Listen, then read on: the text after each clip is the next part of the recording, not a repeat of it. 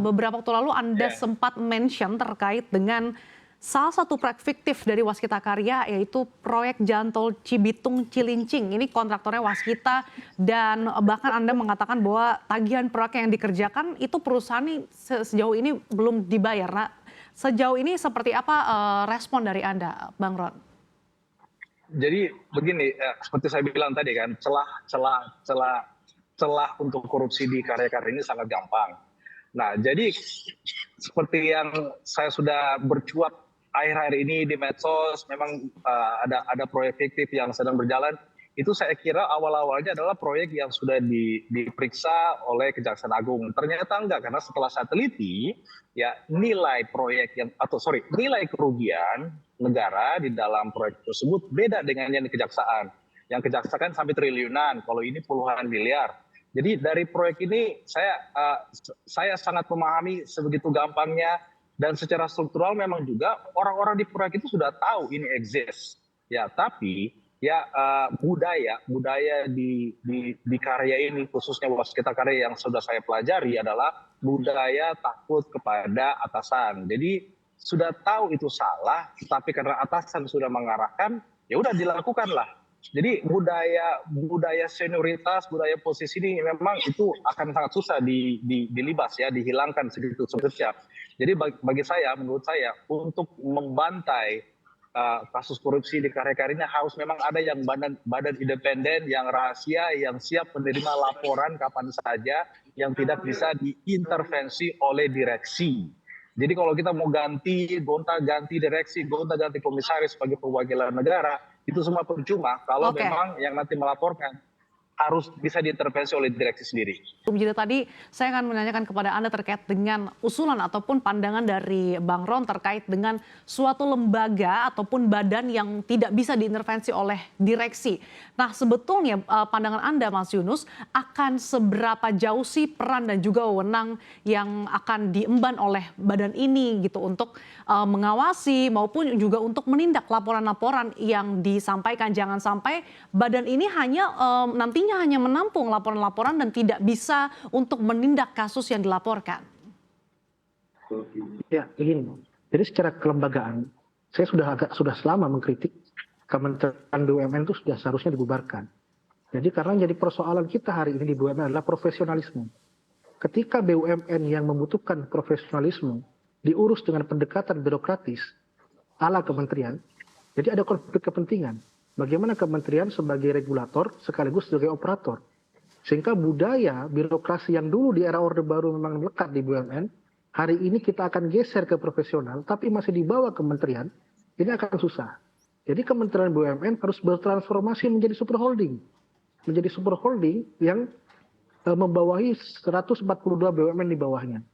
Nah dari sana maka yang pendekatan yang dilakukan pasti pendekatan korporasi. Artinya pendekatan korporasi itu ya profesionalisme jadi kunci hari ini. Nah sekarang ketika rekrutmen direksi BUMN dilaksanakan oleh kementerian, ketika proses persetujuan rencana jangka panjang, rencana anggaran keuangan setiap tahun diproses oleh kementerian, ketika persetujuan itu semua diproses melalui cara-cara kementerian, maka ini birokratisasi gelombang kedua, saya katakan. Nah, ketika kita bicara birokratisasi, jangan harap ada kemajuan dari BUMN. Oleh karena itu, kalau ingin BUMN lepas landas, ingin BUMN kita lebih mandiri, ingin BUMN kita lebih maju, ingin BUMN kita lebih profesional, maka kunci satu-satunya adalah bagaimana Kementerian BUMN harus bertransformasi menjadi super holding yang melakukan pendekatan pengelolaan BUMN dengan pendekatan korporasi. Apakah transformasi itu juga bisa dikatakan merupakan langkah dari yang akan dilakukan oleh Menteri BUMN Erick Thohir seperti merger dan konsolidasi, Mas Yunus? Ya, merger dan konsolidasi itu masih tetap berada di bawah kementerian. Pak Erick itu masih menteri. Maksud saya seperti Hasanah di Malaysia, kemudian Temasek di Singapura, dia entitas bisnis yang dimiliki oleh negara. Jadi pendekatan yang dilakukan adalah pendekatan korporasi murni. Tidak dilakukan intervensi secara birokratis melalui kementerian. Jadi Kementerian BUMN yang membawahi, yang membina semua BUMN itu tidak dalam bentuk kementerian, tapi dalam bentuk super holding. Dan ini dipimpin oleh satu CEO yang memimpin. Sehingga di bawahnya itu maka jelas KPI-nya jelas, tujuannya jelas, arahnya jelas, pendekatannya jelas, maka dengan budaya yang tadi Bang Ron sampaikan, sudah membudaya, korupsi itu menjadi mengakar, membudaya itu dengan pola-pola, dengan pendekatan profesional, dengan pendekatan korporasi akan terkikis. Karena ketika kita hari ini masih berada di bawah kontrol kementerian, pembinaan di bawah kontrol kementerian ala PNS, dan semua di orang kementerian itu adalah ASN ya, PNS, maka ya unsur birokrasi itu tidak akan mudah lepas. Untuk butuh misalnya investasi, butuh persetujuan. Persetujuan meja 1, meja 2, meja 3, sampai ke menteri. Dari ASDEP, dari ASDEP, deputi, sampai ke menteri. Dari ini, kalau itu terus dilakukan, maka mustahil kita akan mendapatkan konsep BUMN yang terbaik. Tapi konsep itu apakah bisa diterapkan juga di tanah air yang tadinya diharapkan dari 9 perusahaan konstruksi akan dipersempit jadi 4 perusahaan, Mas Yunus? Ya, itu kan sebenarnya dari 9 jadi 4 mengurangi. Artinya tidak ada perubahan. Cuman tetap berada di bawah kementerian. Jadi dari 9 perusahaan yang kecil-kecil dibuang, apakah itu diapain saya nggak tahu, tapi yang 4 besar ini di merger sesuai dengan pokok-pokoknya, sesuai dengan keahliannya masing-masing. Tapi dengan perampingan ini apakah nantinya bisa mengurangi utang, kemudian minimalisir korupsi, dan juga di satu sisi apakah nantinya ini akan menghambat pembangunan yang existing? Tidak ada jaminan. Tidak ada jaminan dengan di merger itu. Sekarang berapa sih perusahaan yang sudah merger? Saya lihat. Coba kita lihat BUMN yang sudah merger. BUMN yang sudah holding udah berapa? Mengurangikah? Karena jawabannya berarti bukan merger. Jawabannya bukan holding. Tapi bagaimana secara kelembagaan, BUMN keseluruhan di bawah kementeriannya harus bertransformasi. Ya.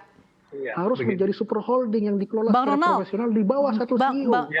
Baik Mas Yunus. Bang Ronald, seperti apa tanggapannya terkait dengan transformasi berupa merger ataupun konsolidasi yang belakangan ini digencarkan oleh Menteri BUMN Erick Thohir? Malah menurut saya adalah kita malah butuh kementerian ke depannya ini. Tapi kementerian yang lebih tegas, yang bisa lebih fokus. Dan kalau kita ngomong dari tadi Pak Yunus ngomongnya kita butuh profesional ini, profesional itu. Coba kita profesionalnya di tingkat kementerian. Nah ini masalahnya saking besarnya masalahnya. Memangnya selama ini kementerian belum menunjukkan profesionalitasnya Bang Ron? Yang saya lihat lagi ngurus bola Mbak.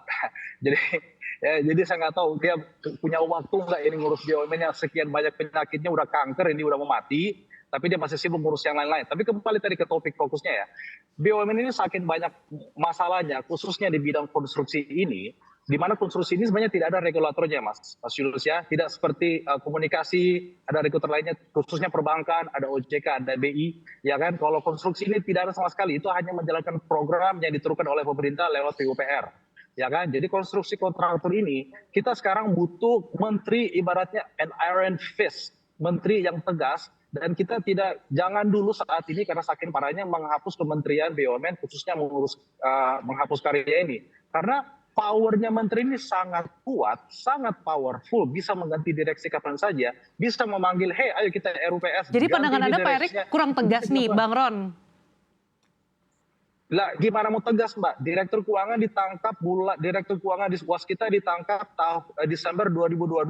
Tetapi direktur utamanya terpilih kembali di dalam RUPS Februari 2023, 2 bulan setelah ditangkap. Di mana secara logika dan bisnis adalah kalau pencairan keuangan perbankan, khususnya SCF ya, supply chain funding, itu pasti dicairkan melalui tanda tangan direksi termasuk direktur utama. Jadi masa dia tidak curiga dari bulan Desember? Saya tidak bilang itu tugasnya menteri untuk menangkap seorang dirut ya.